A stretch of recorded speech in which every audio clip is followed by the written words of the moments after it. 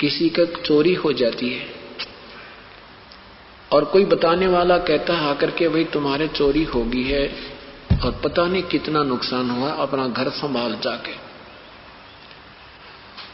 तो उसको भी अगर यदि उसने भांग ना पी रखी होगी, नशा नहीं कर रखा होगा, तो इतना ही संकेत बहुत है।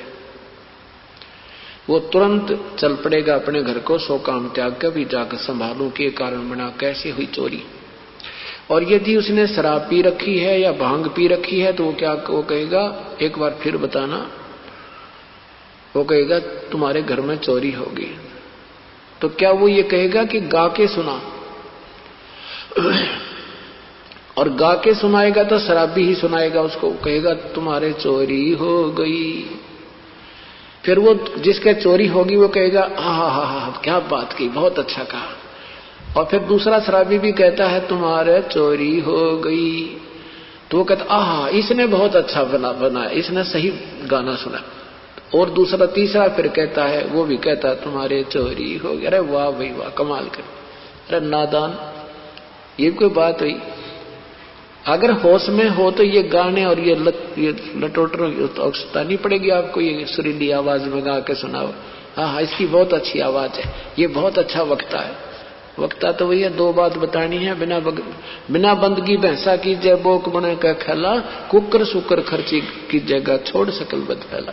इतना संकेत बहुत है कि अगर भक्ति नहीं की तो पशु बनोगे और फिर ऐसी दुर्गति होगी, ये बुराई त्याग दो, सब बदफैल त्याग दो। इतना ही को काफी है, इतना ही बहुत है। लेकिन हमारे 3 इंजेक्शन लग रहे हैं, तीनों नशे के, एक रजगुण का, एक सतगुण का, एक तमगुण का। और ये इंजेक्शन इस एंटीबायोटिक ज्ञान से ही समाप्त होंगे, निष्क्रिय होंगे, अन्यथा इसका कोई विकल्प नहीं है, कोई अल्टरनेट उपचार नहीं है। तो वो भी गाने वाले भी नशे में हैं और सुनने वाले न्यू कहने वाले, हाँ सुना, ओहो इसकी बहुत अच्छी वाणी, ये बड़ा अच्छा वक्ता है, क्या बात की, वो संत बड़े अच्छे प्रवचन करता है। प्रवचन तो 2 अक्षर की बात होती है भाई, भक्ति करो, बुराई त्याग दो, परमात्मा का नाम लो। ये बहुत बुरा हाल होगा, पशु बनेगा, पक्षी बनेगा।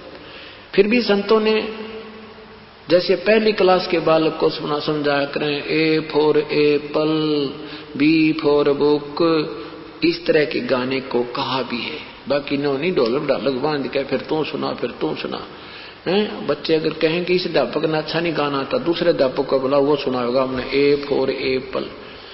तो ये हम कति भक्ति मार्ग से घने दूर कर रखे हैं और हमें परमात्मा पाने की रुचि तो है, लेकिन हम उसको दूसरी तरफ से लगा देते हैं। फिर हम उनकी तरफ देखने लग जाते हैं, अब कि वो गाना बढ़िया गाएगा, अब वो अच्छा गाए। ऐसे हमने देखा 10-10 बैठ जाया करते एक स्टेज ला के, एक उससे बढ़िया गाने की चेष्टा करता, प्रशंसा के पात्र होने के बाद। फिर दास ने देखा ये तो सब ड्रामा हो रहा है। फिर संतों की वाणी पढ़ी उन्होंने, फिर क्या बताया हमारे को, फिर उस आधार से इनकी गाइडलाइनों पर दास चला तो आज सफलता प्राप्त हुई। तो इस प्रकार आप 2 अक्षर की बातें होती है, स्वयं पढ़ो और स्वयं पढ़कर इन वाणी को फिर आपकी आंखों में आंसू आएंगी, स्वयं आप महसूस करोगे तो आनंद आएगा। दूसरी आपने तो फिर उनकी सुरीली आवाज प्यारी लग रही है, आपको ये नहीं मालूम उस वाणी में कहा क्या है। आपको तो उनका वो अलगोजा अच्छा लग रहा है, वो हारमोनियम जो उसने गाने की बड़ी जिसकी सुरीली आवाज, आपको केवल वो पसंद है, ये नहीं पसंद आपको ये गाने इसमें कहा क्या है। थोड़ा मंदा कर भाई, थोड़ा मंदा कर, संभाल कर रख।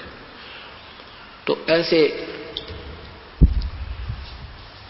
अब हमने अपने वास्तविक ज्ञान को समझना है और वास्तविकता से परिचित होना है। पहले क्या होती थी कि भाई उस डेरे में ना, एक गांव में डेरा, संत रहते हैं, संत आते हैं, वहां गांव वाले सेवा करते। ये संत ने बनाए जाकर भाई संत की सेवा करे तुम्हारा तुम्हें बेड़ा पार हो जाएगा, नहीं।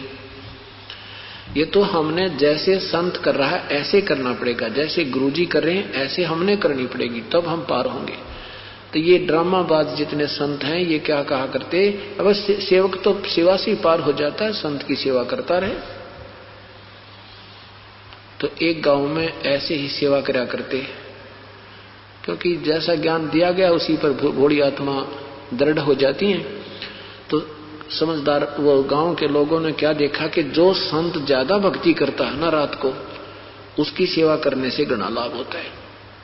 ठीक है, कोई भक्ति कर रहा है विधिवत, उसकी सेवा करोगे आप तो थोड़ा बहुत राहत मिल सकती है, लेकिन आप कल्याण नहीं हो सकता। जैसे किसान है और किसान ने अपनी खेती बो रखी है और वो खेती काट रहा है, एक उसका मजदूर है, वो उसके निकालने के बाद वो कूड़ा कुरकट रह जाती है, उसने कूटे, उसमें से दाने निकालो, वो कितना गुजारा होगा उसका।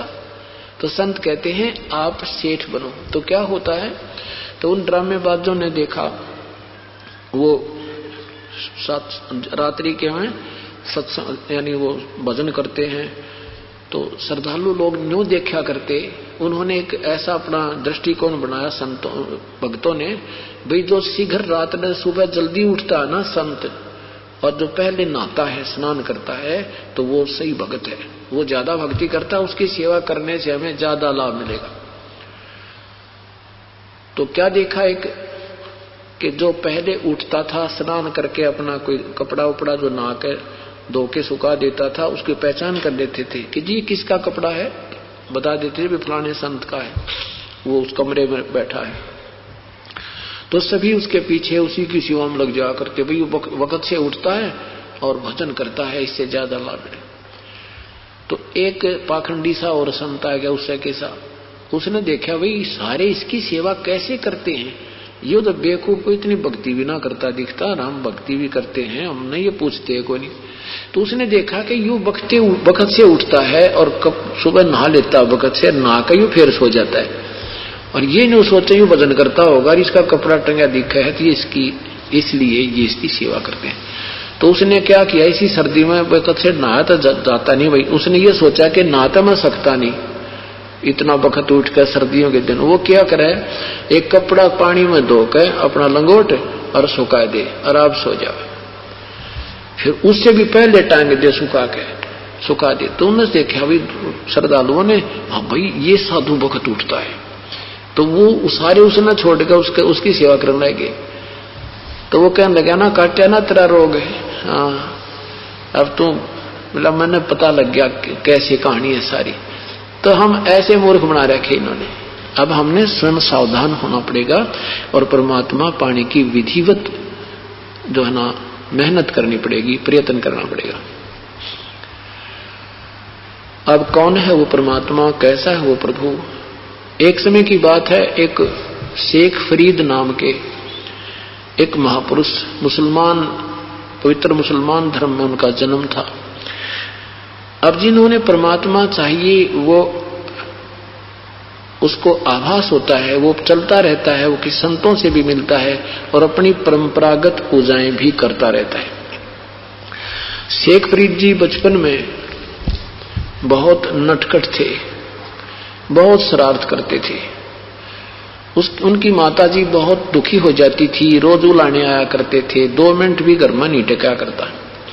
तो उसकी माँ ने सोचा इसको कैसे इसको टिकाऊं, भी कैसे यो बात जावे शरारत करते हैं। तो उसने कहा बेटा तू भगवान भजा कर, अल्लाह को याद किया कर, नमाज कर बेटा, जा तुझे नमाज करना सिखाती हूं। तो श्री शेख फरीद जी ने कहा कि मुझे क्या मिलेगा मां, क्या देगा अल्लाह मुझे। अब शेख फरीद जी को ये खजूर बहुत अच्छे लगते थे, रुचिकर उसका फेवरेट फ्रूट था। तो मां ने कहा बेटा तुझे अल्लाह खजूर देगा। कितने देगा, खूब कितने खाना। तो सच, कहां सच, कैसे देगा बता मुझे, कैसे करते हैं नमाज।